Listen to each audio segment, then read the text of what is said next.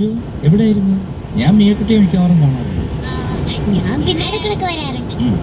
ഞാന് ഓസ്ട്രേലിയയിലായിരുന്നു. അല്ല, പിന്നെ ചെന്നൈ വരെയൊക്കെ പോയിട്ട് ചെന്നൈ പോയി തിരിച്ചെത്തി. ഞാൻ കണ്ടായിരുന്നു അവിടെ. ഇത് കഴിഞ്ഞിട്ട് അവിടെ പോയിട്ട് തമിഴിലൊക്കെ ഭയങ്കര പേച്ച്. തമിഴിലിരുന്നിട്ട് പറയുന്നത് പോലെ എനിക്ക് അங்கே வந்துட்டு நிறைய கையடிയെല്ലാം പോട്ടാച്ചവര് എന്നൊക്കെ പറഞ്ഞിട്ട് ഞാൻ അങ്ങ് പെരിയ പാട്ടുകാരി എന്നൊക്കെ പറഞ്ഞില്ലേ.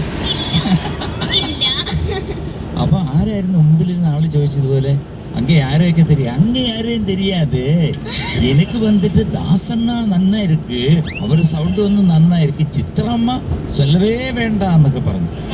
അപ്പൊ അവര് ചോദിച്ചതുപോലെ അங்கே 3 ജഡ്ജസ് ഇരിക്കുക, എന്ത് ശ്രീകുമാർ, എം ജയചന്ദ്രൻ, മധുബാലൻ, അവര് എന്നോട് ഫ്രണ്ട്സ് പറഞ്ഞോ? പിന്നെ എന്തുണ്ട് വിശേഷം? എന്തൊക്കെയുണ്ട്? നല്ല വിശേഷം. ഞാൻ ഒത്തിരി മിസ് ചെയ്തിട്ടോ.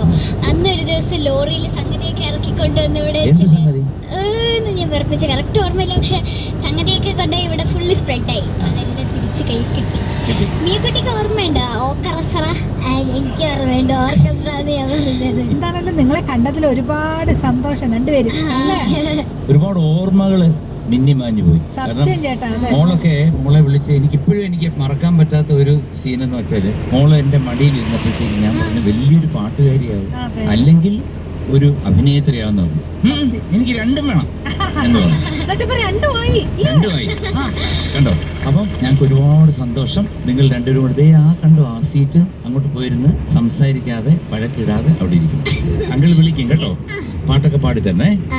എനിക്ക് മാത്രമല്ല, ലോകമെമ്പാടുമുള്ള എല്ലാവരും, എല്ലാ സംഗീത പ്രേമികളും നിങ്ങളെ കാത്തിരിക്കുകയാണ്. ഈ 2 കുട്ടീസിന്, നിങ്ങൾ കുട്ടീസിനെ അവിടെ എടുത്തിട്ട് ഇനി വലിയ